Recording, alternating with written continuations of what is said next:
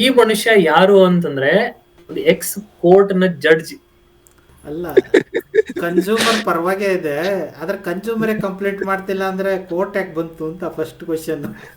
ಒಂದು ವಿಂಗ್ಸ್ ಕೊಡ್ಸಿ, ಇಲ್ಲ ನನಗೆ ಕಾಂಪೆನ್ಸೇಷನ್ ಕೊಡ್ಸಿ ಅಂತ. ಎಲ್ಲಾ ಟರ್ಮ್ಸ್ ಅಂಡ್ ಕಂಡೀಷನ್ಸ್ ಹಂಗೆ ಇರುತ್ತೆ, ಎಲ್ಲಾ ಚಿಕ್ಕದಾಗೆ ಇರುತ್ತೆ. ಟೋಪಿ ಹಾಕೋದ್ ಮಾತ್ರ ದೊಡ್ಡದಾಗಿರುತ್ತೆ. ಅವನು ವಾರಕ್ಕೆ ಒಂದೇ ದಿನ ಅಂತೆ ಸ್ನಾನ ಮಾಡೋದು, ಅದಕ್ಕೆ ಡೈವರ್ಸ್ ಕೇಸ್. ಹಿಂಗಾಗಿನೇ ಜನ ಹೆದರ್ಕೋತಿದ್ದಾರೆ ಈಗ. ಮಾಡ್ದವನ್ ಯಾರು? ಇವನ್ ಯಾರು? ಬದುಕಿದಾನೆ, ಇವನೇ ಕಿಡ್ನಾಪ್ ಮಾಡಿದಾನೆ. ಅಲ್ಲ ಯು ಎಸ್ ಅಲ್ಲ ಅದ್ರ ಮೇಲೂ ಕೇಸ್ ಹಾಕಿ ದುಡ್ಡು ತಗೊಂಡು ಹೋಗಿದ್ದಾರೆ ಆಯ್ತಾ. ಅದಕ್ಕೆ ಅವ್ನು ಏನ್ ಮಾಡ್ಬೇಕು, ಹೋಗಿ ಅವ್ನು ಪೊಲೀಸ್ ಇನ್ಸ್ಪೆಕ್ಟರ್ ತನ್ನ ಕಪಾಳೆ ಕುಡಿತಾನೆ, ಅವನ ಮೇಲೆ FIR ಲಾಂಚ್ ಆಗುತ್ತೆ. FIR ಕಾಪಿ ತಗೊಂಡು ಕೋರ್ಟಿಗೆ ಬರ್ತಾರೆ. ಆ ಕಾಂಪನ್ಸೇಷನ್ ತಗೊಳಕ್ಕೆ ಅವ್ನು ಅದ್ರ ಡಬಲ್ ಅಷ್ಟು ಒಂದು ಖರ್ಚಾಗಿ ಹೋಗಿತ್ತಂತೆ. ನನಗೆ ಮೆಂಟಲಿ ಅವ್ರು ಡಿಗ್ರೇಡ್ ಮಾಡಿದ್ದಾರೆ ಆ ಫಿಲ್ಮ್ ನೋಡಿ ತೋರಿಸಿ. I need 10 lakh rupees compensation ಅಂತ. ಈಗ ಇಂಡಿಯಾದಲ್ಲಿ ತುಂಬ ಕೇಸಸ್ ನೋಡ್ತಿದ್ದೀವಿ, ಡಿಫ್ರೆಂಟ್ ಟೈಪ್ ಕೇಸಸ್ಸು. ಪ್ಲಸ್ ಈಗ ಇಂಡಿಯಾದಲ್ಲಿ ಕೇಸಸ್ನ ಲೈವ್ ಸ್ಟ್ರೀಮ್ ಮಾಡಕ್ಕೆ ಬರೀ ಸ್ಟಾರ್ಟ್ ಮಾಡಿದ್ದಾರೆ. ಹೈಕೋರ್ಟ್ ಕೇಸಸ್ ನೋಡಿದರೆ ಈಗ. ಹೌದು, ನಾನು ನೋಡಿದ್ದೀನಿ. ಸೊ ಸ್ವಲ್ಪ ಮಜಾ ಇರುತ್ತೆ. ಅದೇ ಥರ ಇಂಡಿಯಾದಲ್ಲಿ ಒಂದು ಸ್ವಲ್ಪ ವಿಚಿತ್ರ ಕೇಸಸ್ಸು ಫೈಲ್ ಆಗಿದ್ದಾವೆ ಓವರ್ ದ ಇಯರ್ಸ್. ಸೊ ಇವತ್ತು ಸ್ವಲ್ಪ ಇಂಡಿಯಾ ಹೊರಗಿದ್ದು ಕೇಸಸ್, ಸ್ವಲ್ಪ ಡಿಫ್ರೆಂಟ್ ಕೇಸಸ್ ಬಗ್ಗೆ ಮಾತಾಡೋಣ. ನಾನೊಂದು ಜನರಲ್ ಕೇಸ್ ನಾನು ಯೂಟ್ಯೂಬ್ ಅಲ್ಲೇ ನೋಡಿದ್ದು, ಅದನ್ನೇ ಹೇಳ್ಬಿಡ್ತೀನಿ ಫಸ್ಟು. ಸೊ ಏನಂತಂದ್ರೆ, ಇವಾಗ ಇಬ್ರು ಯೂಟ್ಯೂಬರ್ಸ್ ಇದಾರೆ. ಆಕ್ಚುಲಿ ಹುಡುಗ ಬಂದು ಅವ್ರ ಕಪಲ್ಸ್ ಮದುವೆ ಆಗಿದ್ದಾರೆ. ಹುಡುಗ ಬಂದು ಇಂಡಿಯಾದವನು, ಹುಡುಗಿ ಬಂದು ಜರ್ಮನಿ ಸೈಡ್ ಏನೋ ಆ ಕಡೆಗಳು. So they are living in India only. But ಅವ್ರು ಇರೋಂತ ಏರಿಯಾ ಕಾಲನಿ ಯಾವ ತರ ಅಂತಂದ್ರೆ, ದೊಡ್ಡ ಅಫಿಷಿಯಲ್ಸ್ ಜನ ಎಲ್ಲ ಏನಿರ್ತಾರಲ್ವಾ, ಇವಾಗ ಜಡ್ಜ್ ಆಗ್ಲಿ, ದೊಡ್ಡ ರಾಜಕಾರಣಿಗಳು ಅಂತ ಜಾಗದಲ್ಲೇನೋ ಇದಾರೆ ಅವರು. ಸೊ ಏನಾಗಿದೆ ಅಂತಂದ್ರೆ, ಒಂದಿನ ಇವರು ನಾಯಿನ ವಾಕಿಂಗ್ ತಗೊಂಡು ಹೋಗಿದ್ದಾರೆ ಆಚೆಗೆ. ಸೊ ವಾಕಿಂಗ್ ತಗೊಂಡು ಹೋಗಿ ಬರ್ಬೇಕಾದ್ರೆ ಆ ನಾಯಿ ಏನ್ ಮಾಡಿದೆ, ಒಬ್ರು ಮನೆ ಮುಂದೆ ಇದ್ ಮಾಡಿದೆ. ಓಕೆ, ಇನ್ನೇ ನಾಯಿಗೆ ನಾವ್ ಬೇಡ ಅಂತ ಹೇಳಕ್ ಆಗಲ್ಲ, ಮಾಡ್ಬಿಟ್ಟಿದ್ದಾರೆ ಅದು. ಅವ್ರು ಹಿಡ್ಕೊಂಡ್ ಬರ್ತಿದ್ದಾರೆ ಅಷ್ಟೇ. ಅಲ್ಲಿ ಮನೆ ಓನರ್ ಇದ್ದಾನೆ, ಬಂದ್ಬಿಟ್ಟು ಸಡನ್ ಆಗಿ, ಏನ್ ನೀನು ನಮ್ ಮನೆ ಮುಂದೆ ನಾಯಿನ ತಂದ್ ಕರ್ಸ್ಬಿಟ್ಟು ಇದ್ ಮಾಡಿಸ್ತಿದ್ಯಾ ಹಂಗೆ ಅಂತ. ಸೊ ಸಣ್ಣ ಪುಟ್ಟ ಜಗಳ ಆಗಿದೆ, ಅಂದ್ರೆ ಮಾತು ಹಿಂಗ್ ಆಗಿದೆ. ಅವನೇನ್ ಮಾಡಿದಾನೆ, ಸರಿ ಆಯ್ತು ಅಂತ ಅಂದ್ಬಿಟ್ಟು ಅವನು ಕವರ್ ತಗೊಂಡು ಎತ್ಕೊಂಡು ಹೋಗಿದ್ದಾನೆ. ಸೊ ಈ ಮನುಷ್ಯ ಓನರು ಅಷ್ಟಕ್ಕೆ ಸುಮ್ನಾಗಿಲ್ಲ. ಅವನೇನ್ ಅಂದಿದ್ದಾನೆ, ನೀನ್ ಬೇಕು ಅಂತಾನೆ ನಮ್ ಮನೆ ಮುಂದೆ ತಂದು ನೀನ್ ಮಾಡ್ಸಿದ್ಯಾ ಅಂತ ಈ ತರ ಶುರುವಾಗಿದೆ. ಈ ಮನುಷ್ಯ ಯಾರು ಅಂತಂದ್ರೆ, ಒಂದು ಎಕ್ಸ್ ಕೋರ್ಟ್ ನ ಜಡ್ಜ್. ಈ ಮನುಷ್ಯ ಮನೆ ಓನರು, ಎಕ್ಸ್ ಕೋರ್ಟ್ ಜಡ್ಜ್. ನೀನ್ ಬಿಡಲ್ಲ, ಹಂಗ್ ಮಾಡ್ತೀವಿ ಹಿಂಗ್ ಮಾಡ್ತೀವಿ ಅಂತ. ಸೊ ಅದು ಕೇಸ್ ಆಗ್ಬಿಟ್ಟಿದೆ. ಕೇಸ್ ಆಗ್ಬಿಟ್ಟು ಕಾಲನಿ ಜನ ಎಲ್ಲ ಸೇರ್ಕೊಂಡು ಇವ್ರನ್ನೆಲ್ಲ ಹರ್ಯಾಶ್ ಮಾಡೋದು, ನೀವೆಲ್ಲ ಹಂಗಿರ್ತೀರಾ ಹಿಂಗಿರ್ತೀರಾ, ಹಂಗ್ ಮಾಡ್ತೀರಾ ಹಿಂಗ್ ಮಾಡ್ತೀರಾ, ನಿಮ್ಗೆ ಪೆಟ್ಸ್ ಅಲಾವ್ ಇಲ್ಲ, ಅದು ಇದು ಅಂತ ದೊಡ್ಡ ಕೇಸೇ ಆಗೋಗಿದೆ. ಇವ್ರ ದಿನ ಅದನ್ನ ಸ್ಟ್ರೀಮ್ ಮಾಡೋದು ಆ ಕೇಸ್ನ. ಆ ಹುಡುಗನ್ನ ಕರ್ಕೊಂಡು ಹೋಗೋಣ ಜೈಲ್ಗೆ. ಇವ್ರಿಗೆ ಯೂಟ್ಯೂಬ್ ಕಂಟೆಂಟ್ ಆಗೋಗಿದೆ, ಒಳಗಡೆ ನಾಯಿ ಪಾಡು ಆಗೋಗಿದೆ. ಅಲ್ಲ, ಇವ್ರು ಕರ್ಕೊಂಡೋಗಿ ಜೈಲ್ ಒಳಗಡೆ ಸ್ಟ್ರೀಮ್ ಮಾಡಿಸಿದಾರ. ಮತ್ತೆ ಅಂದ್ರೆ ಹುಡುಗಿನ ಅರೆಸ್ಟ್ ಮಾಡಿದ್ದಾರೆ ಇವರು, ಹುಡುಗನ ಅರೆಸ್ಟ್ ಮಾಡಿದ್ದಾರೆ, ಹುಡುಗಿನ್ ಮಾಡಿಲ್ಲ. ಇವ್ರು ಹುಡುಗಿ ಅಪ್ಡೇಟ್ ಕೊಡೋದು, ನನ್ ಗಂಡನ ಇಲ್ಲಿ ಕರ್ಕೊಂಡು ಹೋಗಿದ್ದಾರೆ, ಇವತ್ತು ಇಲ್ಲಿ ಕೇಸ್ ಇದೆ, ನಾವು ಲಾಯರ್ ಇದ್ ಮಾಡಿದೀವಿ, ನಮ್ ಮನೆ ಮುಂದೆ ಕಲ್ಲು ಹೊಡೆದಿದ್ದಾರೆ. ಒಂದ್ ನಾಯಿ ಮಾಡಿರೋದು. ಅದೇ ಬೀದಿ ನಾಯಿ ಆಗಿದ್ರೆ ಯಾರ ಮನೆ ಮುಂದೆ ಏನೆಲ್ಲ ಮಾಡ್ತಿರ್ತವೆ, ಯಾರಿಗೆ ಕೇಸ್ ಹಾಕಕ್ಕಾಗುತ್ತಾ? ಆ ನಾಯಿ ಹಾಕೊಂಡ ಸಿಗಾಕೊಂಡ, ಇಲ್ಲ ಅಂದಿದ್ರೆ ಇಲ್ಲ. ಇದು ಒಂದು ಮೈನರ್ ಇಶ್ಯೂನ ಇಂಡಿಯಾದಲ್ಲಿ ಹೆಂಗ್ ಬೆಳೆಸಿದ್ದಾರೆ ಅಂತ ಅಷ್ಟೇ. ಆ ಕೋರ್ಟ್ ಜಡ್ಜ್ ಏನಿದಾನಲ್ಲ, ಒಂದ್ ಸ್ವಲ್ಪ ಮನಸ್ಸಿಗೆ ಹಚ್ಕೊಂಡ್ಬಿಟ್ಟಿದ್ದಾನೆ ಅನ್ಕೋತೀನಿ. ಯಾಕೋ ಏನೋ ಗೊತ್ತಿಲ್ಲ, ತುಂಬಾ ಜನ ಅದೊಂದು ತಲೆಗೆ ಈಗೋ ಇಶ್ಯೂ ಮಾಡ್ಕೊಂಡ್ಬಿಡ್ತಾರೆ. ಸಣ್ಣ ವಿಚಾರನೆಲ್ಲ ಈಗೋ ಇಶ್ಯೂ ಮಾಡ್ಕೊಂಡ್ಬಿಡ್ತಾರೆ. ಹೌದು, ಈಗ ಸಿಂಪಲ್ ತಗೊಂಡೋದ ಅಲ್ಲಿಗೆ ಮುಗಿಬೇಕಾಗಿತ್ತು. ಇಲ್ಲಿ ಬಿಡು, ಆ ಕಪಲ್ಸ್ಗೂ ಒಂದ್ ಸ್ವಲ್ಪ ಸಬ್ಸ್ಕ್ರೈಬರ್ ಸಿಕ್ಕರು ಫ್ರೀಯಾಗಿ. ಅವ್ರಿಗೂ ಸಬ್ಸ್ಕ್ರೈಬರ್ಸ್ ನಾನೇ ನೋಡಿದೀನಿ. ಅದೇನು ಅವರು 30 ನಿಮಿಷ 40 ನಿಮಿಷ ಎಲ್ಲ ವಿಡಿಯೋ ಹಾಕಿದ್ದಾರೆ, ಕೂತ್ಕೊಂಡು ಫುಲ್ ಕೇಸ್ ಸ್ಟಡಿ ಮಾಡಿ ನಾನು ಅವಾಗ ನೋಡಿ ತುಂಬಾ ದಿನ ಆಯ್ತು. ನಾನು ಅವರೇ ಲಾಯರ್ಗಳಾಗ್ಬಿಟ್ಟಿರ್ಬೇಕು.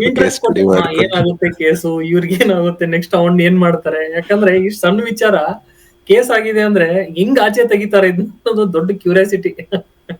ಒಳ್ಳೆ ವಿಚಿತ್ರ. ಇಂಡಿಯಾದಲ್ಲಿ ಹುಡುಕ್ತಾರೆ.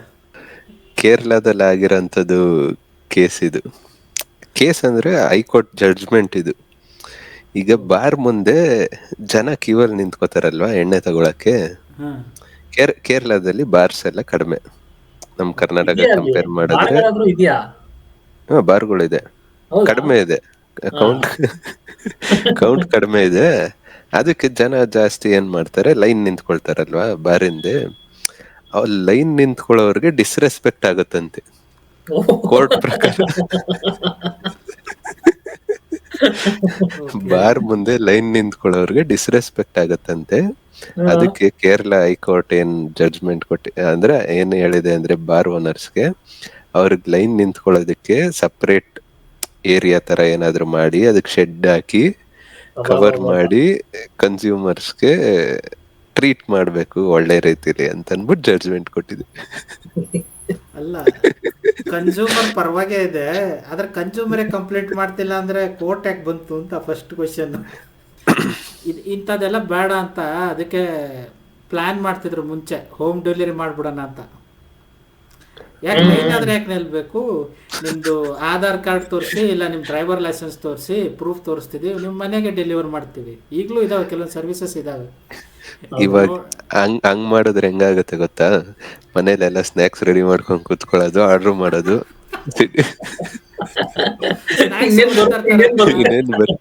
ಸ್ನಾಕ್ಸ್ ಅವರೇ ತರ್ತಾರೆ ಮನೇಲಿ. ಆಮೇಲೆ ಇನ್ನೊಂದೇನು ಅಂದ್ರೆ, ಕೆಲವ್ರ ಮನೇಲಿ ಫ್ರಿಡ್ಜ್ ಇರಲ್ಲ, ಚೀಲ್ಡ್ ಬಿಯರ್ ಬೇಕಲ್ವಾ, ಅವಾಗ ಡೈರೆಕ್ಟ್ ಆರ್ಡರ್ ಮಾಡೋದು. ಐಸ್ ಪ್ಯಾಕ್ ಕೊಡ್ತಾರೆ ಜೊತೆಗೆ.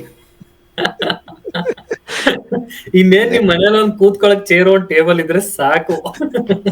ಮೊಮೆಂಟೋ ಎಲ್ಲ ನಮ್ದು ಕ್ವಿಕ್ ಕಾಮರ್ಸ್ ದವ್ರು ಕಾಯ್ಕೊಂಡ್ ಕೂತಿದ್ದಾರೆ ಯಾವಾಗ ಕೊಡ್ತಾರೆ ಅಂತ. ಈಗ ಕ್ವಿಕ್ ಕಾಮರ್ಸ್ ಅಲ್ಲಿ ನೋಡಿದ್ರೆ ಇಂತ ಡೆಲಿವರಿ ಕೇಸಸ್ ಅಲ್ಲಿ ಸಿಗರೇಟ್ ಎಲ್ಲ ಮಾಡಕ್ ಬಿಡಲ್ಲ. ನೋಡಿದ್ರೆ ಅವ್ರ ಸಪ್ರೇಟ್ ಆಪ್ ಮಾಡಿದಾರೆ, ವೆಬ್ ಆಪ್ ಮಾಡಿ ಅಲ್ಲಿ ಡೈರೆಕ್ಟ್ ಮಾಡ್ತಾರೆ, ಬೇಕಾ ನಿಮ್ಗೆ ಬೇಕಾ ಅಲ್ಲಿಂದ ಆರ್ಡರ್ ಮಾಡಿ ಅಂತ.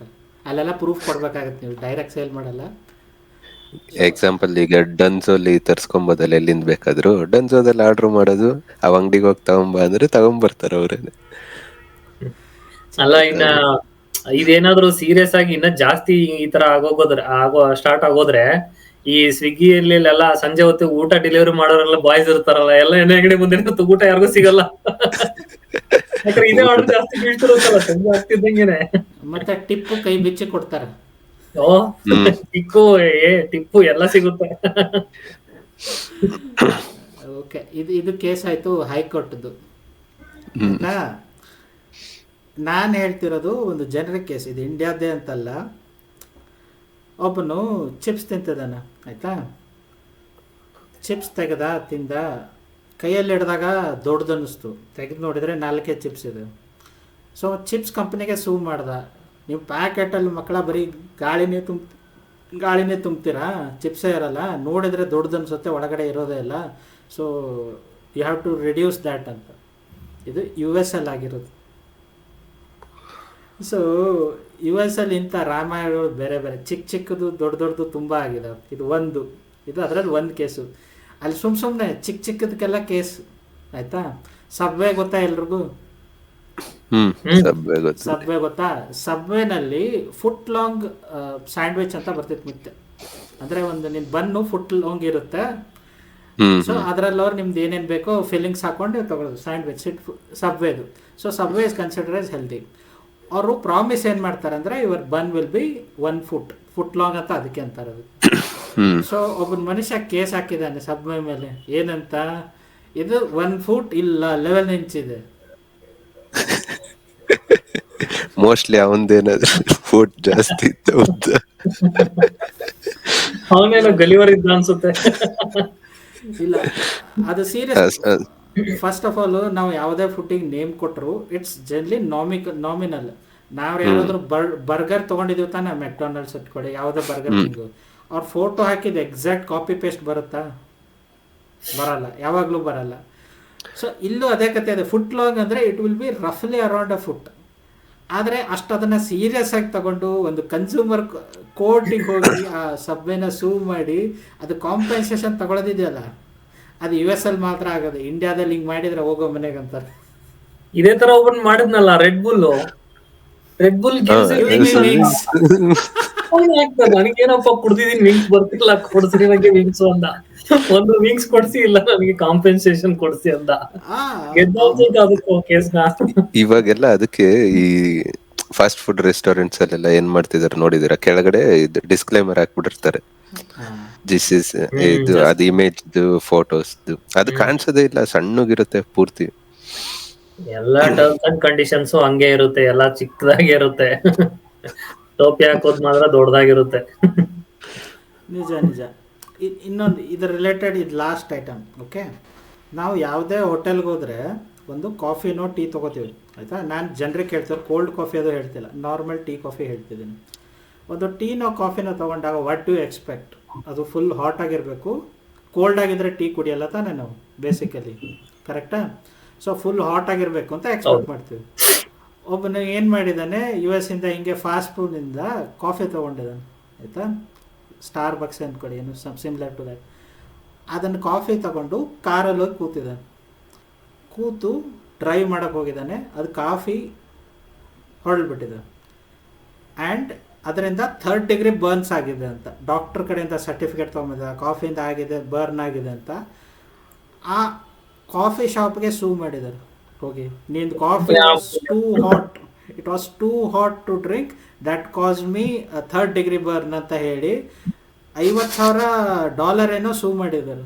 ಚಿಕ್ಕ ಅಮೌಂಟ್ ಅಲ್ಲ, ಆಮೇಲೆ ಸ್ವಲ್ಪ ಹಳೆ ಸುದ್ದಿ. 50,000 ಅಂದರೆ ಈಗ ಕಂಪೇರಿಟಿವ್ ಜಾಸ್ತಿ ಆಗಿರಬೇಕು. ಸೊ ಇಂಡಿಯಾದಲ್ಲಿ ಯಾರಾದರೂ ಹಿಂಗೆ ಕೇಸ್ ಹಾಕಿದರೆ ಹಿಡಿದು ಹೊಡೆದು ಬಿಡ್ತಿದ್ರು. ಯಾಕಂದರೆ ಕಾಫಿ ಇರೋದೇ ಹಾಟು, ನಿನಗೆ ಕುಡಿಯೋಕ್ಕಾಗಲ್ಲ, ಅರ್ಥ ಆಗಲ್ಲ ಅಂತ. ಅಲ್ಲ ಯು ಎಸ್ ಅಲ್ಲ, ಅದ್ರ ಮೇಲೂ ಕೇಸ್ ಹಾಕಿ ದುಡ್ಡು ತೊಗೊಂಡು ಹೋಗಿದ್ದಾರೆ. ಕೊಟ್ಟವ್ರ ಎಂತವ್ರು, ನನ್ನ ಮಗನೇ ನೀ ತಗೊಂಡಿದ್ಯಾ, ನಿಂತ್ಕೊಂಡ್ ಕುಡಿ, ಇಲ್ಲ ಕೂತ್ಕೊಂಡ್ ಕುಡಿ, ಅದನ್ನ ಕಾರಲ್ಲಿ ಇಟ್ಕೊಂಡು ಶೋಕಿ ಮಾಡ್ತೀನಿ ಅಂದ್ರೆ ನೀನ್ ಯಾವನಂತ ಹೊಡಿಬೇಕಿತ್ತು ಅವಂಗೆ. ಅಷ್ಟೇ. ಆದರೆ ಯು ಎಸ್ ಇರೋದೇ ಹಂಗೆ, ಅಲ್ಲಿ ಲಾಜಿಕ್ಕಿಂತ ಬೇರೆ ಥರನೇ ವರ್ಕ್ ಆಗುತ್ತೆ. ಇಂಡಿಯಾದಲ್ಲಿ ಕಾಮನ್ ಸೆನ್ಸ್ ವರ್ಕ್ ಆದರೆ ಅಲ್ಲಿ ಸ್ವಲ್ಪ ಡಿಫ್ರೆಂಟ್ ಲಾಜಿಕ್ಕೆ ವರ್ಕ್ ಆಗುತ್ತೆ. ನಮ್ಮ ಇಂಡಿಯಾದಲ್ಲಿ ಈ ತರ ಕೇಸ್ ಹಾಕಕ್ ಸ್ಟಾರ್ಟ್ ಮಾಡಿದ್ರೆ ಜನ ಏನಾದ್ರು ಸಣ್ಣ ವಿಷಯಕ್ಕೆಲ್ಲ ಕೇಸ್ ಹಾಕಕ್ ಸ್ಟಾರ್ಟ್. ಪ್ರತಿ ಮನೆಗೂ ಒಂದ್ ಕೋರ್ಟ್ ಮಾಡ್ಬೇಕಾಗುತ್ತೆ, ಮಟ್ಟಕ್ಕೆ ಕೇಸ್ ಆಗ್ತದೆ. ಆದರೆ ನಮ್ದ್ರಲ್ಲಿ ಹಂಗಂದ್ರೆ day to day food order ಮಾಡಿರ್ತೀವಿ, ಏನೋ ಬರುತ್ತೆ. ಒಂದೊಂದು ಸರ್ತಿ ಹೋಗ್ಲೇ ಬಿಡು ಅಂತ ಸುಮ್ಮನೆ ಆಗ್ತೀವಿ, ಒಂದೊಂದು ಸರ್ತಿ ಎಲ್ಲಿ ಗುದ್ದಾಡಕ್ಕೆ ಹೋಗೋದು ಅಂತ. ಯು ಎಸ್ ಅಲ್ಲಿ ಹಂಗಲ್ಲ, ಅಪಾರ್ಚುನಿಟಿ ಸಿಕ್ತು ಕೇಸ್ ಹಾಕಕ್ಕೆ. ಇನ್ನು ದುಡ್ಡು ಬರುತ್ತಲ್ಲ, ದುಡ್ಡು ಅಂತ ಬರುತ್ತೆ, ಆಬ್ವಿಯಸ್ಲಿ ಬಂದೇ ಬರುತ್ತೆ. ಒಳ್ಳೆ ಜನ. ನೆಕ್ಸ್ಟ್ ಇನ್ನೊಂದು ಯಾವುದು ಅಂತಂದ್ರೆ, ಈಗ ರೀಸೆಂಟ್ ಆಗಿ ಒಂದು ನ್ಯೂಸ್ ಆಗಿತ್ತು ನೋಡಿದ್ರ ಇನ್ಸ್ಟಾಗ್ರಾಮ್ ಅಲ್ಲಿ ಎಲ್ಲ? ಏನ್ ನ್ಯೂಸ್? ಒಬ್ಬ ಹುಡುಗ ಹುಡುಗಿ ಮದ್ವೆ ಆಗಿದ್ದಾರೆ. ಮದ್ವೆ ಆಗಿ 15 ದಿನಕ್ಕೆ ಡೈವರ್ಸ್ ಕೇಸ್ ಫೈಲ್ ಮಾಡವಳೆ. 15 ದಿನಕ್ಕೆ. ರೀಸನ್ ಏನಿರ್ಬೋದು ಹೇಳಿ? ಹೇಳು. ಅವನು ವಾರಕ್ಕೆ 1 ದಿನ ಅಂತೆ ಸ್ನಾನ ಮಾಡೋದು, ಅದಕ್ಕೆ ಡೈವರ್ಸ್ ಕೇಸ್. ವಾರಕ್ಕೆ 1 ದಿನ ಸ್ನಾನ ಮಾಡ್ತಾನೆ, ಸ್ಮೆಲ್ ಬರುತ್ತೆ ಅವನು ಅಂತ ಹೇಳ್ಬಿಟ್ಟು ಡೈವರ್ಸ್ ಕೇಸ್ ಫೈಲ್ ಆಗಿರೋದು. ಓಕೆ, ಕತ್ತೆ ಬಿಡು, ಅವ್ನು ಹುಡುಗ ಡೇಂಜರ್ ಇದ್ದಾನೆ ಬಿಡು. ಹಂಗಂದ್ರೆ ಡೈಲಿ ಸ್ನಾನ ಮಾಡಿದ್ರೆ ಪ್ರಾಬ್ಲಮ್ ಸಾಲ್ವ್ ಆಗ್ತಿತ್ತು. ಕೋರ್ಟ್ ಅದೇ ಆರ್ಡರ್ ಕೊಡ್ಬೇಕು, ಇವ್ನು ಡೈಲಿ ಸ್ನಾನ ಮಾಡಬೇಕು ಅಂತ ಆರ್ಡರ್ ಕೊಡಬೇಕು. ಪೊಲೀಸು ಡೈಲಿ ವೆರಿಫಿಕೇಶನ್ ಮಾಡಬೇಕು ಅಂತ, ಸ್ನಾನ ಮಾಡಿದಾನೆ ಇಲ್ಲ. ಇಲ್ಲ, ಅವರೇ ಹೋಗಿ ಸ್ನಾನ ಮಾಡಿಸಿ ಬಂದ್ರು. ಅಲ್ಲ ಅವಂಗೇನು ಮನೇಲೆ ಮಾತಾಡ್ಕೊಂಡಿದ್ರೆ ಆಗಿರೋದಲ್ವಾ? ಸ್ನಾನ ಮಾಡಪ್ಪ ನೀನು, ಗಲೀಜ್ ಸ್ಮೆಲ್ ಬರ್ತೀಯಾ, ನಂಗೆ ಇರಕ್ಕಾಗಲ್ಲ ಅಂತ ಮಾತಾಡ್ಕೊಂಡಿದ್ರೆ ಮುಗ್ದೋಗಿರೋದಲ್ವಾ? ಯಾರಿಗೆ ಗೊತ್ತಪ್ಪ, ಅವ್ನು ಯಾರೋ ನೀರ್ ಇಲ್ದಿರೋ ಜಾಗದಿಂದ ಬಂದಿದ್ರೆ ಪಾಪ, ಅದಕ್ಕೆ ವಾರಕ್ಕೊಂದ್ಸರ್ತಿ ಮಾಡ್ತಿದ್ದಾನೆ. ಅಲ್ಲ, 15 ದಿನಕ್ಕೆ ಕೇಸ್ ಫೈಲ್ ಮಾಡೋ ಬದಲು ಮಾತಾಡ್ಕೊಂಡು ಇನ್ನೊಂದ್ ಸ್ವಲ್ಪ ದಿನ ನೋಡ್ಕೊಂಡು ಸ್ವಲ್ಪ ಚೇಂಜ್ ಮಾಡ್ಬೋದಿತ್ತು ಅವನ್ನ. ಅರೆ ಕೆಲವು ಜನ ಡೇಂಜರ್ ಇರ್ತಾರೆ ತಗೋ. ಮತ್ತೆ ಈ ಇಂಡಿಯಾದಲ್ಲೂ US ಪದ್ಧತಿ ಸ್ಟಾರ್ಟ್ ಆಗಿದೆ. ಸೊ ಏನು ಮಾಡೋಂಗಿಲ್ಲ ಬಿಡು. ಈಗ ಮ್ಯಾರೇಜ್ ಇದರಲ್ಲೇ ಮಾತಾಡ್ತಿದ್ದೀವಿ ಕತೆ. ಈಗ ಸ್ವಲ್ಪ ಕಾಂಟ್ರವರ್ಷಿಯಲ್ ಇದು UP ಉತ್ತರ ಪ್ರದೇಶಲ್ಲಿ ಒಂದು ಮದುವೆ ಆಗಿದೆ ಆಯಿತಾ. ಒಬ್ಬನು ಹುಡುಗಿನ ನೋಡ್ದ, ಹಿ ಲೈಕ್ಡ್ ಹ. ಸೊ ಮದುವೆ ಆಗಿದ್ದಾನು, ಮದುವೆ ಆಯಿತು, ಎಲ್ಲ ಆಯಿತು. ಮದುವೆ ಆಗಿ ಮನೆಗೆ ಕರ್ಕೊಂಡು ಬಂದಮೇಲೆ he got shocked and applied for divorce. ಯಾಕೆ ಅಂತ ಗೊತ್ತಾ? ಅದು ಹುಡುಗಿ ಅಲ್ಲ, ಹುಡುಗ. ಹುಡುಗಿ ಅಲ್ಲ, ಹುಡುಗ.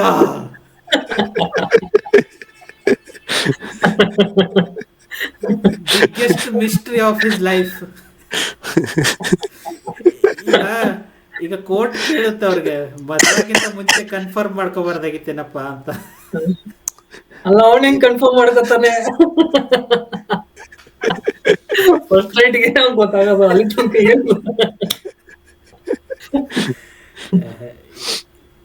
ಅಂತಾರಲ್ಲ, ಇದೆಲ್ಲಕ್ಕಿಂತ ಕಾಂಟ್ರವರ್ಷಿಯಲ್. ಹಿಂಗಾಗಿನೇ ಜನ ಹೆದರ್ಕೋತಿದ್ದಾರೆ ಈಗ ಮದುವೆ. ಇಂಥದ್ದೆಲ್ಲ ಕೇಸ್ ಆಗ್ಬಿಟ್ರೆ ಏನ್ ಮಾಡ್ತಾರೆ ಅಂತ. ಅಲ್ಲ ಪಾಪ ಅವನ್ ಎದೆ ಗಟ್ಟಿ ಇತ್ತು ಅನ್ಸುತ್ತೆ, ಕೋಟಿ ಹೊರಗೋದ್ರು ಬಂದವನೆ. ಯಾವನಾದ್ರು ಹಾರ್ಟ್ ವೀಕ್ ಇರೋನೇನಾದ್ರು ಅಲ್ಲಿ ಎದೆ ಹೊಡ್ಕೊಂಡು ಇದೇನಾಗೋಯ್ತು ನನ್ ಜೀವನ ಫಸ್ಟ್ ಏನ್ ನೋಡ್ಬಿಟ್ಟ ದಿನನೇ ಹಾಕ್ಸ್ಕೊಂಡ್ಬಿಡ್ತಿದ್ದೆ. ಏನೋ ಬೇರೆ ಹಾಕ್ಸ್ಕೊಂಡ್ಬಿಡ್ತಿದ್ದ. ಆಯ್ತು,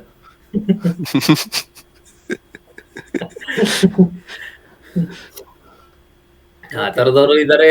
ಈಗ ಹುಡುಗಿನೇ ಮದ್ವೆ ಆದವ್ರು ಇದಾರೆ, ಹುಡುಗಾನು ಮದ್ವೆ ಆಗ್ದವ್ರೆ. ಅದು ಏನು ಸೋಷಿಯಲ್ ಮೀಡಿಯಾದಲ್ಲೇ ಓಪನ್ ಆಗಿ ಹೇಳೋದು, ವ್ಲಾಗ್ಸ್ ಮಾಡೋದು ಮಾಡಿ. ಇದಾರೆ. ಅಲ್ಲಿ ಪ್ರಾಬ್ಲಮು ಲೀಗಲ್ ಆಗಿ ಮದ್ವೆ ಆಗೋರು ಇಬ್ರು ಕನ್ಫರ್ಮ್ ಇದೆ, ಪ್ರಾಬ್ಲಮ್ ಇಲ್ಲ. ಇದು ಪಾಪ ಇದು ಎಕ್ಸ್ಪೆಕ್ಟೇಷನ್ ಬೇರೆ ಇತ್ತು, ರಿಸಲ್ಟೇ ಬೇರೆ ಸಿಕ್ತಲ್ಲ. ಅದಕ್ಕೆ ಹುಡುಗ ಖುಷಿಲಿದ್ದೆ, ನನಗೂ ಹುಡುಗಿ ಸಿಕ್ಕರು, ನನಗೂ ಮದುವೆ ಆಯ್ತು ಅಂತ. ಅಲ್ಲ, ಅದೊಂದು ಪ್ರಾಬ್ಲಮ್ ಇದೆ ನಾರ್ತ್ ಇಂಡಿಯಾದ ಸ್ವಲ್ಪ ಇದೆ. ಅಂದ್ರೆ ಹುಡುಗಿಯರ್ಗಿಂತ ಹುಡುಗರ ಸಂಖ್ಯೆ ಜಾಸ್ತಿ ಇದೆ. ಸೊ ಸಿಗಲ್ಲ ಹುಡುಗಿ ಮದುವೆ ಆಗಕ್ಕೆ. ಸೊ ಲೇಟ್ ಮದುವೆ ಆಗ್ತಾರೆ, ಸಿಕ್ಕರೆ ಸಾಕು ಅನ್ನೋ ಲೆವೆಲಿಗೂ ಮದುವೆ ಆಗ್ತಾರೆ. ಸೊ ಅದೆಲ್ಲ ಪ್ರಾಬ್ಲಮ್ ಬರುತ್ತೆ. ನಾವೊಂದು ಹೇಳ, ಇನ್ನೊಂದು ಗೌರ್ಮೆಂಟದ್ದು ಸ್ಪೆಷಲ್ ಗೌರ್ಮೆಂಟ್ ಕೇಸ್. ಛತ್ತೀಸ್ಗಢಲ್ಲಿ ವೆಲ್ಫೇರ್ ಪ್ರೋಗ್ರಾಮ್ ನಡೆಯುತ್ತೆ. ಅಂದರೆ ಒಂದು ಸರ್ಟನ್ ಏಜ್ ಸೀನಿಯರ್ ಸಿಟಿಸನ್ ಇದ್ದಾರೆ ಅಂದರೆ ಅವ್ರಿಗೆ ಒಂದು ಸ್ವಲ್ಪ ದುಡ್ಡು ಕೊಡ್ತಾರೆ. ಸೊ ದುಡ್ಡು ಕೊಟ್ಟಿರೋದು ಸೀನಿಯರ್ ಸಿಟಿಸನ್ಸ್ಗೆಲ್ಲ ಒಂದು ಸರ್ತಿ ಆಡಿಟ್ ಆಯಿತು. ಓಕೆ, ಯಾರ್ಯಾರಿಗೆ ನಮ್ಮದು ವೆಲ್ಫೇರ್ ಸ್ಕೀಮಲ್ಲಿ ಯಾರ್ಯಾರು ಬೆನಿಫಿಟ್ ಆಗ್ತಿದೆ ಅಂತ ಆಡಿಟ್ ಮಾಡೋಕ್ಕೆ ಹೋಗಿದ್ದಾರೆ. ಅಲ್ಲಿ ಆಡಿಟ್ ಮಾಡಿದಾಗ ಗೊತ್ತಾಯಿತು, ಛತ್ತೀಸ್ಗಢಲ್ಲಿ 500 ಇಯರ್ಸ್ ಏಜ್ ಆಗಿರೋ ಜನನೂ ಇದ್ದಾರಂತೆ, ಅವ್ರದ್ದು ತಗೋತಿದ್ದಾರೆ ಬೆನಿಫಿಟ್ಸು ಅಂತ. 500 ಇಯರ್ಸ್ ಬರ್ತ್ ಡೇಟ್ ಛತ್ತೀಸ್ಗಢ. ಹಂಗೆ ಅದರಲ್ಲಿ ಒಬ್ಳು ಅಜ್ಜಿ ಇದ್ದಾಳೆ, ಅವಳ ಹೆಸರು ಒಬ್ಳು ಅಜ್ಜಿದ ಏಜು 532 ಇದೆ, ಆಯ್ತಾ? ಅದನ್ನು ಹೋಗಿ ಚೆಕ್ ಮಾಡಿದಾಗ ಅವಳ ಅಜ್ಜಿ ಏಜ್ 5 ಅಂದರೆ ಐದರ್ ಎಂಟ್ರಿ ಮಾಡ್ಕೋಬೇಕಾದ್ರೆ ಏನೋ ಗಡ್ಬಡಾಗಿದೆ, ಇಲ್ಲ ಅಪ್ಲಿಕೇಶನಲ್ಲಿ ನಾವು ಡೇಟಾ ಎಂಟ್ರಿ ಮಾಡ್ತಾರಲ್ಲ ಇದಕ್ಕೆ ಏನೋ ಆಗಿದೆ. ಸೊ ಅಲ್ಲಿ ಇಂಥ ಕಾಮಿಡಿ ಇದೆ, 500-400 ಜನ ಏಜ್ ಆಗಿರೋ ಜನ ಇದ್ದಾರೆ. ಸೊ ಇದನ್ನು ತಗೊಂಡೋಗಿ ಕೋರ್ಟ್ ಕೇಸ್ ಹಾಕಿದ್ದಾನೆ, ಇದು ಹೆಂಗೆ ಸಾಧ್ಯ ಇದೆ ಅಂತ ಒಬ್ಬ ಆ್ಯಕ್ಟಿವಿಸ್ಟ್ ಛತ್ತೀಸ್ಗಢದ್ದು. ಸೊ ಅವಾಗಿಂದ ಒಂದು ಸ್ಪೆಷಲ್ ಸುದ್ದಿ ಇದ್ದು. ಮತ್ತು ಬರೀ 500-400 ಅಲ್ಲ, 100 ಮೇಲಿದ್ದಾರೆ, 200 ಮೇಲಿದ್ದಾರೆ. So either it may be fake ಹಾಕ್ತಾರೆ ಸುಮಾರು ಜನ. ಸೊ ಅದಕ್ಕೋಸ್ಕರ ಕೋರ್ಟಲ್ಲಿ ಕೇಸ್ ಹಾಕಿದ್ದಾರೆ. ಇದು ಏನಕ್ಕೆ ನಡೀತಿದೆ ಆ್ಯಕ್ಟಿವಿಸ್ಟ್, ಇದೇನು ಹಿಂಗೆ ಹಾಕಿದೆ. So weird things. ಇಂಡಿಯಾದಲ್ಲಿ ಮಾತ್ರ ಇಂಥದ್ದು ಆಗೋದು ಸಾಧ್ಯ. ಇಂಡಿಯಾದಲ್ಲೇನೆ ಇವಾಗ ನಮ್ದೇನೆ ಇವಾಗ ರೇಷನ್ ಕಾರ್ಡು, ಆಧಾರ್ ಕಾರ್ಡು ಏನಾದ್ರು ನಾವು ತೆಗೆದು ನೋಡಿದ್ರೆ ನಮ್ ಹೆಸರುಗಳೇ ಹೆಂಗಿರುತ್ತೆ? ನಮ್ ಹೆಸರು ಒಂದಿರುತ್ತೆ, ಅಲ್ಲಿ ಬರ್ದಿರೋದು ಒಂದಿರುತ್ತೆ, ಆಗ್ತಾ ಇರುತ್ತೆ. ಡೇಟ್ ಆಫ್ ಬರ್ತ್ ಹಾಕ್ಬಿಟ್ಟವ್ರೆ ಯಾವ್ದೋ ಜಮಾನದ್ದು. ಇನ್ನೊಂದ್ ಏನಪ್ಪಾ ಕಾಮಿಡಿ ಅಂತಂದ್ರೆ, ಇನ್ನೊಂದು ವಿಯರ್ಡ್ ಕೇಸು ಏನಂದ್ರೆ, ಒಬ್ಬ ಮನುಷ್ಯ ಬದುಕಿದಾನೆ ಆಯ್ತಾ, ಬಟ್ ಅವನ್ ಡಾಕ್ಯುಮೆಂಟ್ಸ್ ಈ ತರ ಏನೇನಿರುತ್ತಲ್ಲ, ಅವ್ನ್ ಸತ್ತೋಗಿದ್ದಾನೆ ಅಂತಿದ್ದಾನೆ. ಅವ್ನ್ ರಿಯಲ್ ಲೈಫ್ ಅಲ್ಲಿ ಬದುಕಿದ್ದಾನೆ, ಬಟ್ ಎಲ್ಲಾ ಕಡೆ ಅವ್ನ್ ಸತ್ತೋಗಿದ್ದಾನೆ, ಎಲ್ರಿಗೂ ಅವ್ನ್ ಸತ್ತೋಗಿದ್ದಾನೆ. ಆತರ ಅವನು ನಾನ್ ಬದುಕಿದೀನಿ ಅಂತ ಪ್ರೂವ್ ಮಾಡ್ಕೊಳಕ್ಕೆ ಕೇಸ್ ಹಾಕಿದ್ದಾನೆ. ಎಷ್ಟು 18 ವರ್ಷ ಅಂತೆ ಅವ್ನ್ ಕೇಸ್ ಹಾಕಿರೋದು. 18 ವರ್ಷ ನಡೆದಿದೆ ಆ ಕೇಸು ಆಯ್ತಾ. 18 ವರ್ಷ ಆದ್ರೂನು ಅದು ಪ್ರೂವ್ ಆಗಿಲ್ಲ.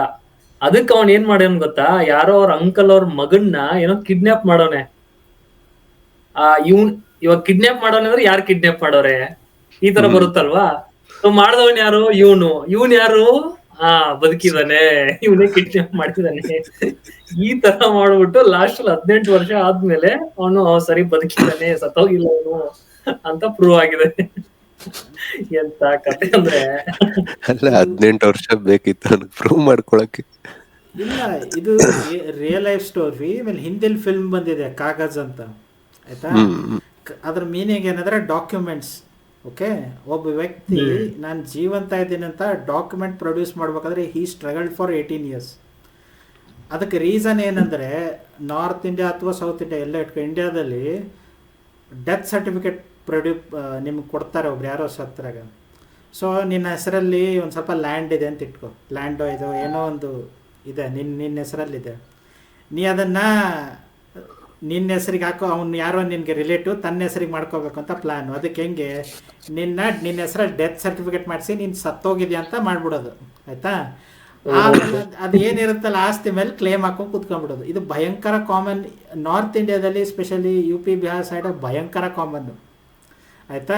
ಸೊ ಈ ಬೇಜಾನ್ ಕೇಸಸ್ ಇದಾವೆ ಯಾವಾಗ ಜನರು ಜೀವಂತ ಇದ್ದಾರೆ ಅದ್ರ ಸತ್ತಿದ್ದಾರೆ ಅಂತ ಡಾಕ್ಯುಮೆಂಟ್ ಆಗಿಬಿಡುತ್ತೆ. ಸೊ ನೀನು ಪ್ರೂವ್ ಏನು ಮಾಡ್ತೀನಿ, ನಿನ್ನ ಹತ್ರ ಇದ್ದರೆ ಪುಣ್ಯ, ಚೆನ್ನಾಗಿರೋ ಸ್ವಲ್ಪ ಡಾಕ್ಯುಮೆಂಟ್ಸ್ ಇದ್ದರೆ ಪುಣ್ಯ. ಆದರೆ ಡಾಕ್ಯುಮೆಂಟನ್ನು ತಗೊಂಡು ಪ್ರೂವ್ ಮಾಡ್ಬೇಕು ಫಸ್ಟು, ಇದು ನಾನೇ ಪ್ಲಸ್ ನಾನೇ ಜೀವಂತ ಇದ್ದೀನಿ ಅಂತ. ಯಾಕಂದರೆ ನೀನು ಬರೀ ಬರ್ತ್ ಸರ್ಟಿಫಿಕೇಟ್ ತೊಗೊಂಡೋಗಿ ಕೊಟ್ಟವ್ರು ಹೇಳಲ್ಲ, ಬರ್ತ್ ಸರ್ಟಿಫಿಕೇಟು ಡೆತ್ ಸರ್ಟಿಫಿಕೇಟ್ ಎರಡೂ ಇದೆ. ಸೊ ಒಂದು ಫೋಟೋ ಇರೋ ಡಾಕ್ಯುಮೆಂಟ್ ಬೇಕು ಪ್ರಾಪರ್. ಈಗ ಆಧಾರ್ ಕಾರ್ಡ್ ಬಂತು, ವೋಟರ್ ಐಡಿ ಬಂತು, ಅವು ಎರಡೂ ಇಲ್ಲಾಂದ್ರೆ ಯೋಚನೆ ಮಾಡು, ನಿನ್ನ ಆಸ್ತಿ ಎಲ್ಲ ಗುಳುಮೆ. ಇದೇ ತರ ಕಿಡ್ನಾಪ್ಗಳು ಮಾಡ್ಬೇಕಾಗುತ್ತೆ. ಅಲ್ಲ ಅವನು 18 ವರ್ಷ ಹೆಂಗ್ ಬಾಯ್ ಹೊಡ್ಕೊಂಡಿರ್ಬೇಕು ಹೇಳು, ಹೋಗ್ ಕೋರ್ಟ್ಗೆ ಹೋಗಿ ಎಲ್ಲೋ ಬದುಕಿದೀನಿ ಕಣ್ತಲ್ಲ, ಇಲ್ಲೇ ನಿಂತಿದ್ದೀನಿ. ಕೋರ್ಟ್ ಅಲ್ಲಿ ಹೆಂಗಾಗುತ್ತೆ ಗೊತ್ತಾ ಸೀನ್, ಇಲ್ಲಿ ಯಾರೋ ಮಾತಾಡ್ತಾವ್ರೆ ಕಾಣಿಸ್ತಿಲ್ವಲ್ಲ ಇಲ್ಲಿ, ಆ ತರ ಮಾಡ್ಬಿಡ್ಬೇಕಿತ್ತು. ಅವ್ನು ಇನ್ನೂ ಮೆಂಟ್ಲಾಗಿ ಹೋಗಿರೋನು. ಅಲ್ಲ, ಇಲ್ಲಿ ಜಾಲಿ LLB ಅಂತ ಮೂವಿ ಇತ್ತು ಗೊತ್ತಾ, ಇದೇ ಕೇಸ್ ಮೇಲೆ ಅದ್ರ ಮೇಲೂ ಒಂದು ಸಣ್ಣ ಕೇಸ್ ತಗೊಂಡ್ರು. ಅದರಲ್ಲೂ ಅವ್ನ ತಮ್ಮ ಒಂದು ಆಸ್ತಿ ಎಲ್ಲ ತಗೊಂಡ್ಬಿಟ್ಟಿರ್ತಾನೆ ಅವನ ಹೆಸರಲ್ಲಿರೋದು ಅಂತ. ಅದಕ್ಕೆ ಅವ್ನು ಏನು ಮಾಡಬೇಕು, ಹೋಗಿ ಅವ್ನು ಪೊಲೀಸ್ ಇನ್ಸ್ಪೆಕ್ಟರ್ ತನಕ ಕಪಾಳ ಕುಡಿತಾನೆ, ಅವನ ಮೇಲೆ FIR ಲಾಂಚ್ ಆಗುತ್ತೆ. ಆ FIR ಕಾಪಿ ತಗೊಂಡು ಕೋರ್ಟಿಗೆ ಬರ್ತಾರೆ. ನೋಡಿ ನಾನು ಜೀವ ಇಂತಿದ್ದೀನಿ ಅಂತಾನೆ ನನ್ನ ಮೇಲೆ FIR ಆಗಿರೋದು ಅಂತ. ಇಲ್ಲ ಅಂದ್ರೆ ದೆವ್ವ ಹೊಡೆದ್ ಬಿಟ್ಟೈತೆ ಬಂದು. ಆಮೇಲೆ ಕೋರ್ಟ್ ಲೀಗಲ್ ಆಗಿ ಬರಿಬೇಕಾಗತ್ತೆ, ದೆವ್ವಗಳು ಇದಾವೆ ಅಂತ.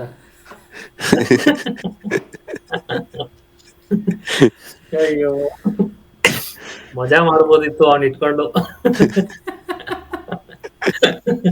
ವರ್ಲ್ಡ್ಗೆನೆ ದೊಡ್ಡ ಮೇಮ್ ಆಗಿರೋದು ಅದು. ಇಂಡಿಯಾದಲ್ಲಿ ಇಂಥ ಬೇಜಾನ್ ಆಗ್ತದೆ. ಇನ್ನೊಂದು ಸ್ಟೋರಿ, ಯಾರೋ ಒಬ್ಬ ಹುಡುಗ ಮೂವಿ ನೋಡಕ್ ಹೋಗಿದ್ದಾನೆ. ಮೂವಿ ಅವನಿಗೆ ಇಷ್ಟ ಆಗಿಲ್ಲ, ಚೆನ್ನಾಗ್ ಅನ್ಸಿಲ್ಲ, ಸ್ಟೋರಿ ಚೆನ್ನಾಗಿಲ್ವ ಏನ್ ಚೆನ್ನಾಗಿಲ್ಲ ಗೊತ್ತಿಲ್ಲ, ಅವನಿಗೆ ಇಷ್ಟ ಆಗಿಲ್ಲ. ಅದಕ್ಕೆ ಕೋರ್ಟ್ಗೆ ಹೋಗಿ ಏನ್ ಫೈನ್ ಹಾಕಿದ್ದಾನೆ ಅಂತ ಕೇಸ್ ಹಾಕಿದ್ದಾನೆ ಅಂದ್ರೆ, ನನ್ಗ ಮೂವಿ ನೋಡಿ ಡಿಪ್ರೆಷನ್ಗೆ ಹೋಗ್ಬಿಟ್ಟಿದ್ದೀನಿ, ನನ್ಗೆ 15,000 ಕಾಂಪನ್ಸೇಷನ್ ಕೊಡಿ ಅಂತ ಕೇಸ್ ಹಾಕ. ಮೂವಿ ಚೆನ್ನಾಗಿಲ್ಲ ಅಂತ.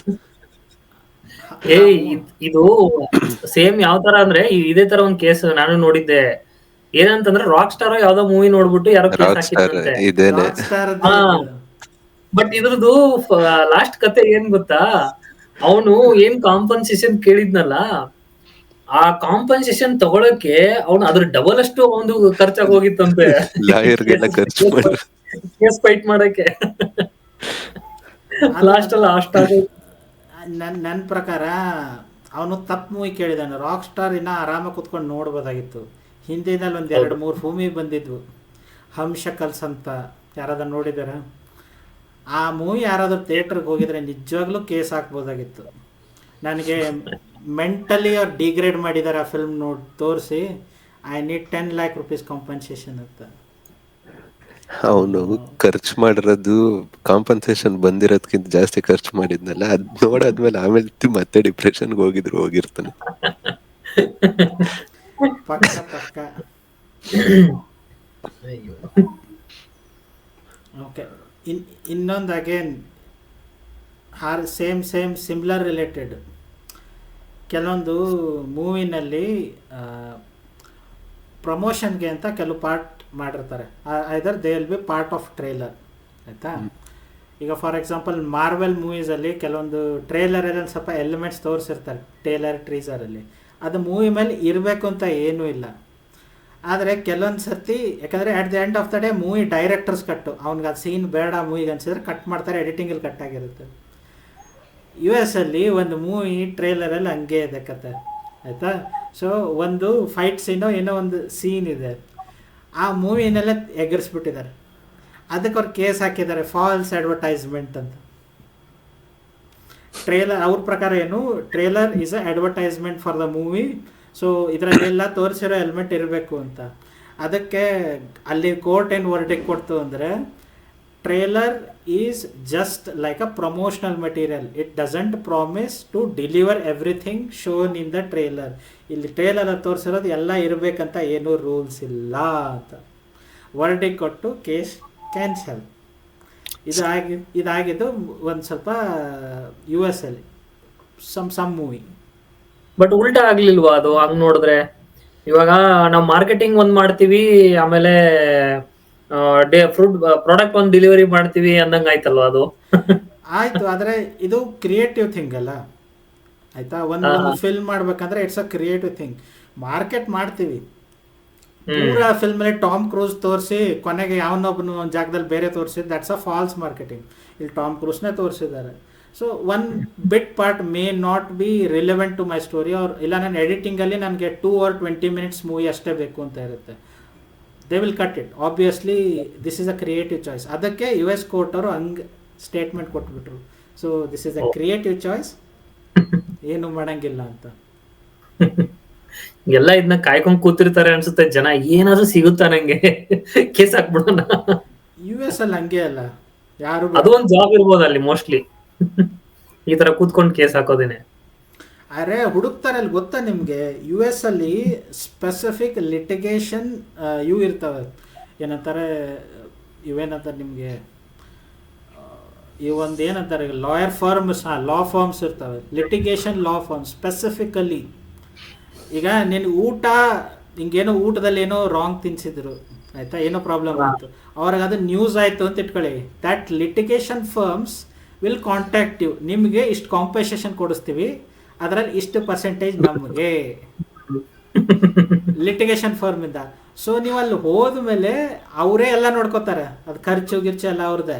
ಆದರೆ ದುಡ್ಡು ಬರುತ್ತಲ್ಲ, ಲೀಗಲ್ ಬೈಂಡೆಡ್ ಕಾಂಟ್ರಾಕ್ಟ್ ಇರುತ್ತೆ, ಸೊ ಆ ಪರ್ಸೆಂಟೇಜ್ ತಗೋತಾರೆ. ರೀಸೆಂಟ್ಲಿ ಐಫೋನ್ದು ಒಂದು ಇಶ್ಯೂ ಬಂದಿತ್ತು ಗೊತ್ತಾ, ಒಂದು 6-7 ವರ್ಷದ ಹಿಂದೆ. ಐಫೋನು ಆ್ಯಪಲ್ನವರು purposefully they are slowing down their phones ಅಂತ ಪ್ರೂವ್ ಆಗಿತ್ತು. ಆವಾಗ ಎಲ್ಲ ಯಾರ್ಯಾರು ತೊಗೊಂಡಿದ್ದಾರಲ್ಲ ಯೂಸರ್ಸು, ಒಂದು ಲಾ ಫರ್ಮ್ ಹೋಗಿ ಅವ್ರ ಹತ್ರ ರಿಜಿಸ್ಟರ್ ಮಾಡಿಸ್ಕೊಂಡ್ರು, ವಿ ಹ್ಯಾವ್ ಬಾಟ್ ದಿಸ್ ಅಂತೇಳಿ. ಅವ್ರ ಪರವಾಗಿ class action lawsuit file ಮಾಡಿದರು. ಎಲ್ರಿಗೂ $20 ಕೊಡಿಸಿದ್ದಾರೆ ಲಾ ಸೂಟ್ ಫರ್ಮ್ದವರು. ಇವ್ರು ತಮ್ಮದು ಲಿಟಿಗೇಷನ್ ಖರ್ಚು ಆ್ಯಪಲಿಂದ ಎತ್ಕೊಂಡಿದ್ದಾರೆ.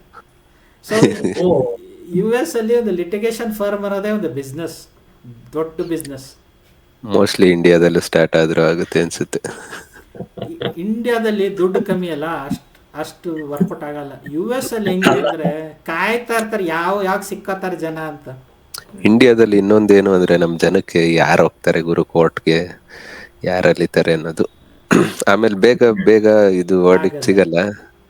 ಅದೇ ಬದುಕಿರೋನೇ ಸತ್ತೋಗಿದ್ದಾನೆ, ಬದುಕಿದೀನಿ ಪ್ರೂವ್ ಮಾಡಕ್ಕೆ 18 ವರ್ಷ ಬೇಕಾಯ್ತು. ಇವೆಲ್ಲ ಎಷ್ಟ್ ದಿನ ಹೋಗ್ಬೇಡ.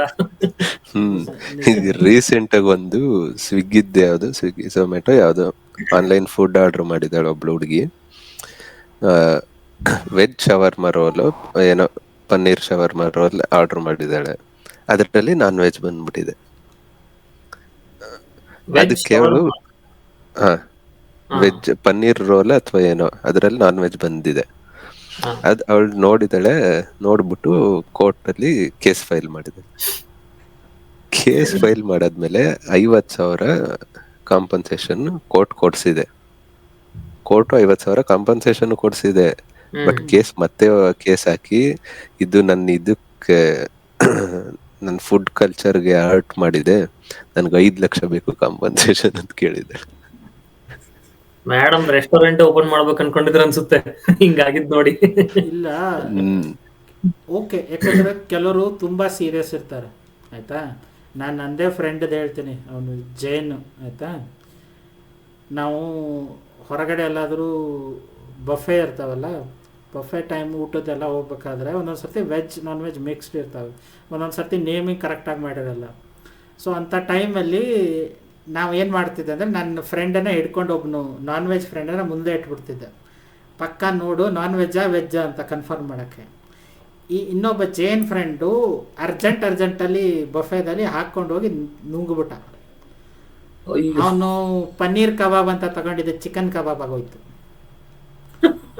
ಅವನು ಗೊತ್ತಾದ್ಮೇಲೆ ಗುರು ಹೋಗಿ ವಾಶ್ರೂಮಲ್ಲಿ ಕುತ್ಕೊಂಡು ಬಾಯಿ ಹಾಕಿ ವಾಂತಿ ಮಾಡ್ಕೊಂಡಿದ್ದಾನೆ. ಆ ಲೆವೆಲ್ ಕೆಲವೊಬ್ರು ಇರ್ತಾರೆ, ಸೀರಿಯಸ್ನೆಸ್ ಇರ್ತಾರೆ. ಸೊ ಅವಳು ಕೇಸ್ ಮಾಡಿದ್ರಲ್ಲಿ ನನಗೇನು ಪ್ರಾಬ್ಲಮ್ ಅನಿಸಿಲ್ಲ. ಓಕೆ, ಆಕೆ ನಿಜವಾಗ್ಲೂ ಹರ್ಟ್ ಆಗಿರ್ಬೋದು. ಬಟ್ ಈ ಟೈಪ್ ಸೀರಿಯಸ್ ಜನನೂ ಇರ್ತಾರೆ ತಮ್ಮ ಧರ್ಮದ ಬಗ್ಗೆ. 50,000 ಕಾಂಪನ್ಸೇಷನ್ ಕೊಡ್ಸಿದ್ರು, 50,000 ಸಾಲಲ್ಲ 5 ಲಕ್ಷ ಬೇಕು ಅಂತ ಕೇಳಿದ್ರು. ಮೋಸ್ಟ್ಲಿ ಹಾರ್ಟ್ಗೆ ತೊಂದರೆ ಆಗಿರ್ಬೇಕು ಅದರಿಂದ. ಅದ್ ಸರಿ ಮಾಡಕ್ 5 ಲಕ್ಷ ಬೇಕಿರ್ಬೇಕು. ಅದ್ ನೋಡಿ ಗಾಬರಿ, ಚಿಕನ್ ಹಾರ್ಟ್ ವೀಕ್ ಆಗೋಯ್ತು, ಆಪರೇಷನ್ ಮಾಡಿಸ್ಕೋಬೇಕು. ಇಲ್ಲಾಂದ್ರೆ ಯಾರಾದ್ರೂ ಒಬ್ಬ ವೆಜ್ ನಾನ್ ವೆಜ್ ಮಿಕ್ಸ್ ತಿನ್ನೋನು ಖುಷಿಯಾಗ್ಬಿಟ್ಟಿರ್ತಿದ್ದ. ಓ, ನಾನು ವೆಜ್ ಮಾಡಿದ್ದೆ, ನಾನ್ ವೆಜ್ ಬಂತ, ಓಕೆ ಫೈನ್ ಅಂತ. ಒಂದು 10 ರೂಪಾಯಿ, ಒಂದು 10 ರೂಪಾಯಿ ಅದಾವ ಅಂತವೂ ಇರ್ತಾರೆ. That's okay. ಅದೇ ತರ ಶಾರುಖ್ ಖಾನ್ ಯಾವ್ದೋ ಮೂವಿಗೆ ಅವರು ಪ್ರೋಮೋ ಸಾಂಗ್ ಮಾಡ್ತಾರೆ. ಈಗೆಲ್ಲ ನಾವು ನೋಡಿರ್ತೀವಲ್ಲ, ಪ್ರೋಮೋ ಸಾಂಗ್ ಇರುತ್ತೆ, ಮೂವಿಲಿ ಇರಲ್ಲ, ಬರೀ ಆಚೆಗಡೆ ಇರುತ್ತೆ. ಒಬ್ಬ ಯಾರೋ ಫ್ಯಾನ್ ಹೋಗಿದ್ದಾನೆ, ಪ್ರೋಮೋ ಥಿಯೇಟರ್ಗೆ ಹೋಗಿದ್ದಾನೆ, ಪ್ರೋಮೋ ಸಾಂಗ್ ಇಲ್ಲ ಥಿಯೇಟರಲ್ಲಿ.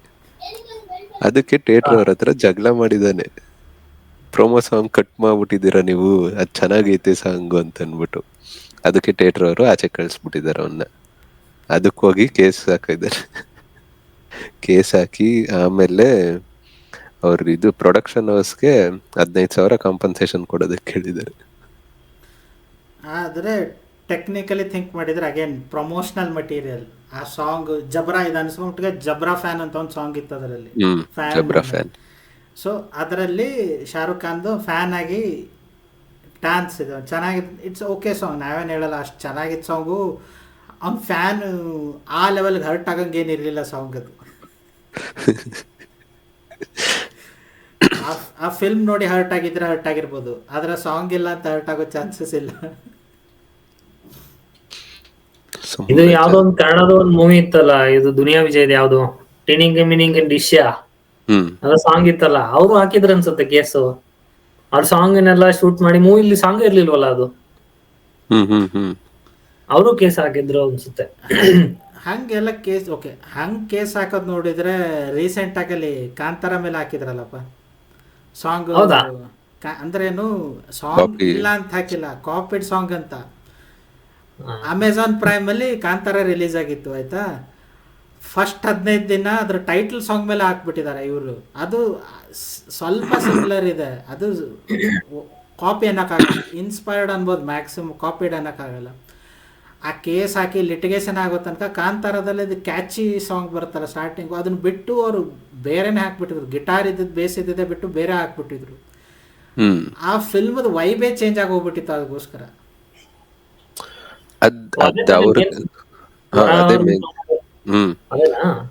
ಅದು ಕೇರಳದಲ್ಲಿ ಯಾವ್ದೋ ಒಂದು ಬ್ಯಾಂಡ್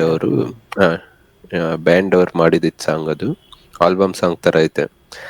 ಅದ್ ನೋಡಿದ್ರೆ ನನ್ಗನ್ಸಿದ್ದು ಅದ್ ಮೂವಿ ಸ್ಟೋರಿನೇ ಅದ್ರಲ್ಲಿ ಕಾಪಿ ಮಾಡ್ದಂಗ, ಮೋಸ್ಟ್ ಆಫ್ ದ ಸೀನ್ಸ್ ಹಂಗೆ ಅನ್ಸುತ್ತೆ. ಆ ಸಾಂಗ್ ವಿಡಿಯೋ ಸಾಂಗ್ ನೋಡಿದ್ರೆ ಪೂರ್ತಿ ಮೂವಿ ಸ್ಟೋರಿನೇ ಅದರಿಂದ ಇದ್ ಮಾಡಿದ, ಕಾಪಿ ಮಾಡಿದ್ದಾರೆ ಅಂತ ಅನ್ನಿಸ್ತು ನನಗೆ.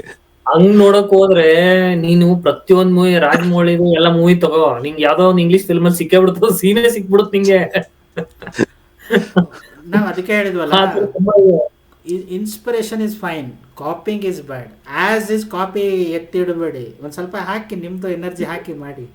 Okay, that is. ಯಾವ್ದೋ ಒಂದು ಫೇಮಸ್ ಸೇಯಿಂಗ್ ಐತೆ ಗೊತ್ತಾ, ಶೆಫ್ಗಳಿಗೆ ಅವ್ರದ್ದು ಈಗ ಬೆಸ್ಟ್ ಆಗ್ಬೇಕು ಅಂದ್ರೆ, ಬೆಸ್ಟ್ ಶೆಫ್ ಏನ್ ಮಾಡ್ತಿರ್ತಾರೋ ಅವ್ರದಕ್ಕೆ ನಿಮ್ ಟೇಸ್ಟ್ ಅಲ್ಲಿ ಏನಾದ್ರು ಸ್ವಲ್ಪ ಆಡ್ ಮಾಡಿ. ಸೇಮ್ ರೆಸಿಪಿ, ಈಗ ಎಲ್ಲಾರು ಮಸಾಲೆ ದೋಸೆನೆ ಮಾಡ್ತಾರೆ ಎಲ್ಲ ಹೋಟ್ಲಲ್ಲೂ, ಅದಕ್ಕೆ ನಿಮ್ ಸ್ವಲ್ಪ ಏನಾದ್ರು ಸ್ಪೆಷಲ್ ಇಂಗ್ರೀಡಿಯೆಂಟ್ಸ್ ಅಥವಾ ಸ್ಪೆಷಲ್ ಏನಾದ್ರು ಮಾಡಿ, ಅದು ಬೆಸ್ಟ್ ಆಗುತ್ತೆ.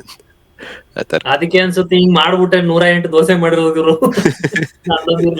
ನಾನು ಆಮ್ಲೆಟ್ ಹಾಕ್ತೀನಿ ಇದ್ರಲ್ಲಿ, ನಾನು ಕಡಲೆ ಬೀಜ ಹಾಕ್ತೀನಿ ಇದ್ರಲ್ಲಿ. ಎಷ್ಟೋ 108 ದೋಸೆ ಇರೋದಲ್ವಾ ಅಷ್ಟೇ, ಏನಿರಲ್ಲ, ಒಂದ್ ಮಸಾಲೆ ಹಾಕಿ ಚೇಂಜ್ ಮಾಡ್ಬಿಡ್ತಾರೆ. 108 ದೋಸೆ, 99 ದೋಸೆ. 99 ದೋಸೆ ಏನ್ ಹಾಕ್ತಾರಪ್ಪ ಅದ್ರಲ್ಲಿ. ಓಕೆ. ಈಗ ಇನ್ನೊಂದು ಮೈನರ್ ಇಂಡಿಯಾದಲ್ಲಿ ಒಂದು ಮೈನರ್ ಅಪ್ಲಿಕೇಶನ್. ಓಕೆ, ಎಲ್ರಿಗೂ ಇಂಡಿಯನ್ ಬ್ರ್ಯಾಂಡ್ಸ್ ಗೊತ್ತಲ್ಲ, ಸ್ವಲ್ಪ ದೇವರ ಹೆಸರಲ್ಲಿ ಬ್ರ್ಯಾಂಡ್ಸ್ ಇರ್ತವೆ ಆಯ್ತಾ. ಯಾವುದೋ ಒಂದು 555 ಪೊರ್ಕೆ ಅಂತ ಇರುತ್ತೆ, ಇಲ್ಲ ಲಕ್ಷ್ಮಿ ಬ್ರ್ಯಾಂಡ್ ಏನೋ ಒಂದು ಇರುತ್ತೆ ಆಯ್ತಾ ಇಂಡಿಯಾದಲ್ಲಿ. ಸೊ ಒಂದು ಬ್ರ್ಯಾಂಡ್ ಇದೆ ಆಯ್ತಾ, ಅದ್ರದ್ದು ಆಲ್ರೆಡಿ ಲಕ್ಷ್ಮಿ ಬ್ರ್ಯಾಂಡೆಡ್ ಸಮಥಿಂಗ್ ಮಾರ್ತಿದ್ದಾರೆ ಆಯ್ತಾ. ಅವ್ರ ಕಾಂಪಿಟೇಟರ್ ಬಂದ, ಈಗ ನನ್ನ ಹತ್ರ ಒಂದು ವೆಲ್ ರಿಕಾಗ್ನೈಸ್ಡ್ ಬ್ರ್ಯಾಂಡ್ ಇದೆ, ಅದನ್ನ ನಾನು ಹೆಂಗೆ ಯುಟಿಲೈಸ್ ಮಾಡಬೇಕು. ಅವನ್ ಮಾಡ್ದ ಲಕ್ಷ್ಮಿ ಇದಾನ, ನಾನು ಮಹಾಲಕ್ಷ್ಮಿ ತೆಗಿತೀನಿ ಅಂತ. ಸೇಮ್ ಐಟಮ್ ಸೇಮ್, ಇದು ಬ್ರ್ಯಾಂಡಿಂಗ್ ಮಹಾಲಕ್ಷ್ಮಿ ಅಷ್ಟೇ ಆಯ್ತಾ. ಅವನಿಗೆ ಲಕ್ಷ್ಮಿ ಅಂತ ಹೆಸರಿಟ್ಟು ಅವ್ನಿಗೆ ಉರ್ದೋಗೋಯ್ತು. ಅವ್ನು ಫಸ್ಟ್ ಒರಿಜಿನಲ್ ಬ್ರ್ಯಾಂಡ್ ಅವನು ಕೋರ್ಟಿಗೆ ಕರ್ಕೊಂಡು ಹೋದ, ಇವನು ಒಂದು ಕಾಪಿ ಮಾಡ್ತಿದ್ದಾನೆ ನಮ್ದು ಬ್ರ್ಯಾಂಡ್ ಲಕ್ಷ್ಮಿ, ಅವನು ಅದಕ್ಕೆ ಸಿಂಪಲ್ ಮಹಾಲಕ್ಷ್ಮಿ ಇಟ್ಟಿದ್ದಾನೆ ಅಂತ. ಅದಕ್ಕೆ ಕೋರ್ಟ್ ಒಂದು ಜಡ್ಜ್ಮೆಂಟ್ ಕೊಡ್ತು, Hindu gods can not be monetized ಅಂತ. ಅಂದರೆ ಮೇಲೆ plus these are not monetized, monopolized. Basically monopoly ಅಂತ ಹೇಳೋಕ್ಕಾಗಲ್ಲ. ಲಕ್ಷ್ಮಿ ನಾನು ಹೆಸರಿಟ್ಟಿದ್ದೀನಿ ಅಂದರೆ ಬೇರೆದವ್ರು ಲಕ್ಷ್ಮಿ ಇಟ್ಕೊಳಕ್ಕಾಗಲ್ಲ ಅಂತ. No you can't first. Secondly ಇವೆಲ್ಲ ಹಿಂದೂ ಗಾಡ್ ಹೆಸರಿದೆ, ಇದನ್ನೇನು ಟ್ರೇಡ್ ಮಾರ್ಕ್ ಮಾಡ್ಕೊಳಕ್ಕಾಗಲ್ಲ, ಮೊನೊಪೊಲಿನೂ ಮಾಡೋಕ್ಕಾಗಲ್ಲ, ಟ್ರೇಡ್ ಮಾರ್ಕ್ ಮಾಡೋಕ್ಕಾಗಲ್ಲ.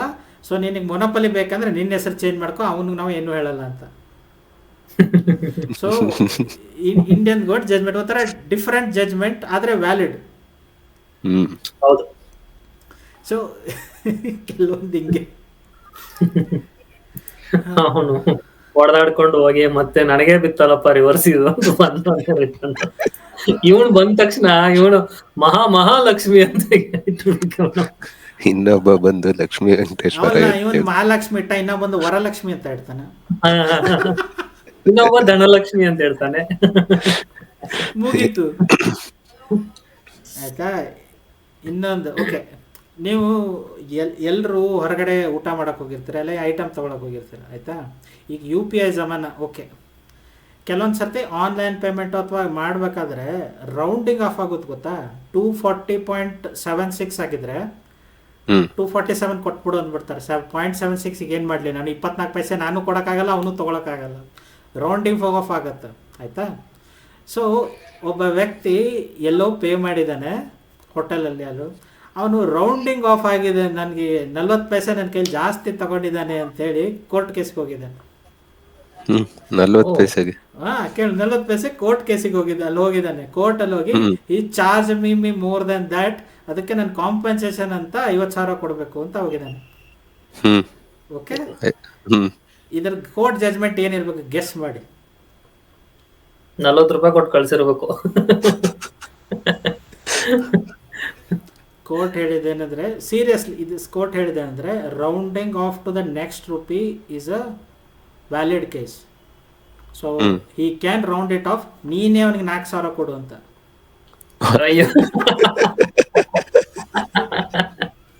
ಸುಮ್ನೆ ಹೋಗಿದ್ರೆ 40 ಪೈಸೆ ಹೋಗಿರೋದು, 4,000 ಬೋಳಿಸ್ಕೊಂಡ್ ಬಂದ, ಪ್ಲಸ್ ಲಾಯರ್ ಫೀಸ್. ಜೀವನದಲ್ಲೇ ಯಾವ ಕೋರ್ಟ್ ಕೇಸ್ ಅಂದಿರಲ್ಲ ಅವನಿಂದ. 40 ಪೈಸೆಗೆ 4,000 ಬಿದ್ದಿದೆ. ಇನ್ನೇನಾದ್ರು 1 ರೂಪಾಯಿ 10 ರೂಪಾಯಿ ಹೋದ್ರೆ ಕಷ್ಟ, ನನ್ನ ಜೀವನನೇ ಮಾರ್ಕೋಬೇಕಾಗುತ್ತಂದಿರ್ತಾನೆ. ಇಂಥವೆಲ್ಲ ಬೇಜಾನ್ ಆಗಿದಾವೆ.